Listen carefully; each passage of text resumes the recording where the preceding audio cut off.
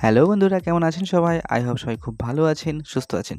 বন্ধুরা, আপনাদের বং ইলেকট্রিক চ্যানেলের পক্ষ থেকে স্বাগত জানাচ্ছি আরও একটি নতুন ভিডিওতে। বন্ধুরা, আজকের ভিডিওতে আমরা দেখব যে সিলিং ফ্যানের একটি সমস্যা, অর্থাৎ সিলিং ফ্যানে যদি হাত দিলে পরে কারেন্ট লাগে বা সিলিং ফ্যান যদি বডি হয়ে যায়, সেটিকে আপনারা আইডেন্টিফাই করবেন কী করে এবং সেটাকে রিপেয়ার করবেন কীভাবে, সেটা নিয়ে আজকের ভিডিওটি। তো চলুন বন্ধুরা, আর বেশি সময় নষ্ট না করে আজকের ভিডিওটি শুরু করি। আপনারা সম্পূর্ণ ভিডিওটি দেখতে থাকুন।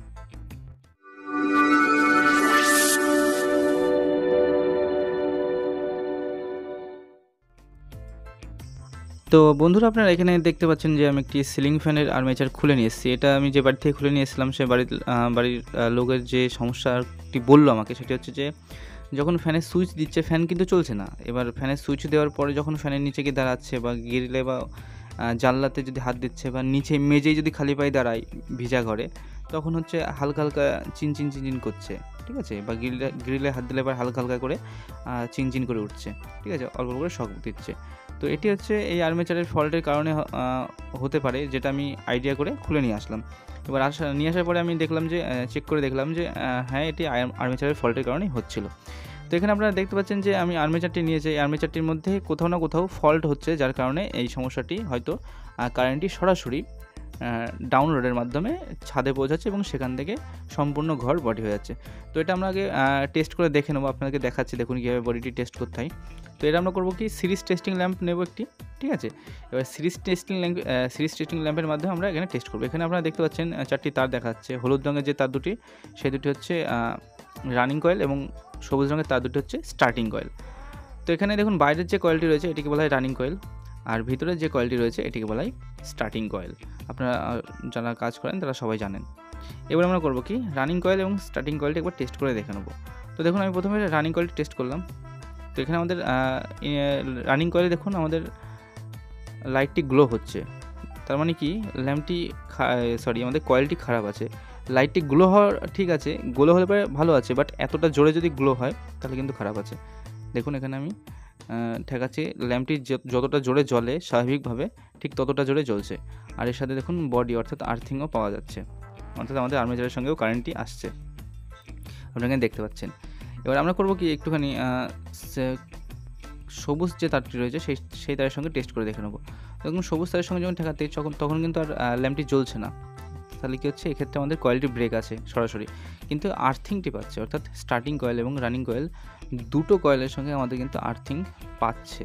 তাহলে কী হচ্ছে, আমাদের এখানে যে আর্মেচারটি রয়েছে এই আর্মেচারটি রানিং এবং স্টার্টিং দুটো কয়েলের সঙ্গেই বডি হয়ে রয়েছে।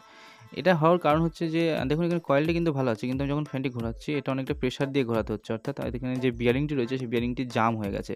তো জাম হয়ে যাওয়ার কারণে কী হয়, আমাদের ফ্যানটি ঘুরতে একটু অসুবিধা হয়, ফ্রিকশানের তৈরি হয়, মানে প্রচুর পরিমাণে ঘর্ষণের তৈরি হয়, যে কারণে কয়েলটি প্রচুর পরিমাণে হিট হয়ে গিয়ে গলে যেতে পারে, অর্থাৎ কয়েলের তারের যে ইনসুলেশন থাকে সেটি গলে যেতে পারে, ঠিক আছে? এখানে আপনারা কয়েলটি দেখতে পাচ্ছেন, কয়েলটি কিন্তু একদম নতুনই রয়েছে। কয়েলে কিন্তু কোথাও কোনো জায়গায় কোনো অসুবিধা আছে বলে মনে হচ্ছে না। কিন্তু সমস্যা হচ্ছে কি, যেহেতু হিট বেশি পরিমাণে হচ্ছে তার কারণে এখানে যে পেপারগুলি দেওয়া ছিল সেই পেপারগুলি একদম টোটালি নষ্ট হয়ে গেছে। প্রচুর পরিমাণে হিট হয়ে যাওয়ার পরে দেখুন এখানে ভেঙে যাচ্ছে, গুঁড়ো হয়ে যাচ্ছে। তো এই পেপারগুলি নষ্ট হয়ে গেছে বলেই কিন্তু আমাদের কয়েলটি বডি হয়ে যাচ্ছে, ঠিক আছে? পেপারটা যদি নষ্ট না হতো তাহলে কিন্তু কয়েলটি বডি হতো না। কিন্তু কয়েল কিন্তু সমস্ত ঠিক আছে, বাট পেপার যেহেতু নষ্ট হয়েছে সেই জন্য বডি হচ্ছে, কিন্তু স্টার্টিং কয়েলটি ব্রেক দেখাচ্ছে। স্টার্টিং কয়েল কোথাও না কোথাও ফল্টও আছে।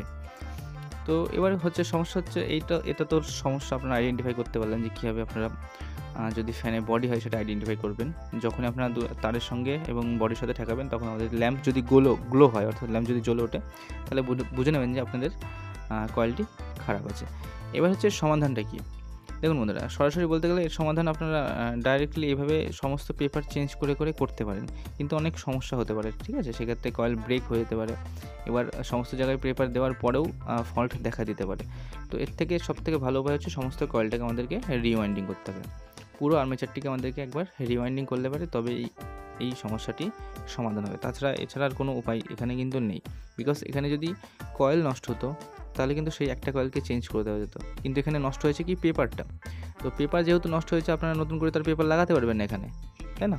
তো এখানে পেপার লাগাতে পারবেন না, ওই জন্য আমাদের কী করতে হবে, সমস্ত কয়েলটাকে পরিবর্তন করতে হবে, করে ফেলতে হবে, অর্থাৎ রিওয়াইন্ডিং করতে হবে। তো আর একটা কথা বলি, প্রতি বছরে একবার করে আপনাদের ফ্যানকে গ্রিসিং করে নেওয়া অবশ্যই উচিত, অর্থাৎ সার্ভিসিং করে নেওয়া অবশ্যই উচিত। কী হয়, ফ্যান দীর্ঘদিন ঘোরার পর সম্পূর্ণ ফ্যানটি বিয়ারিং বা অন্যান্য যন্ত্রাংশ নষ্ট হয়ে যাওয়ার ফলে এই ধরনের সমস্যাগুলো হতে পারে। তো বন্ধুরা, আশা করছি আপনারা ভিডিওটি বুঝতে পারলেন যে এই ধরনের সমস্যা হলে পরে আপনারা সেটা কি আইডেন্টিফাই করবেন কীভাবে এবং সেটা সমাধান বা করবেন কীভাবে। তো আজকের মতো ভিডিওটা আমরা এখানেই রাখছি। দেখা হচ্ছে আপনার সাথে আবার খুব শীঘ্রই।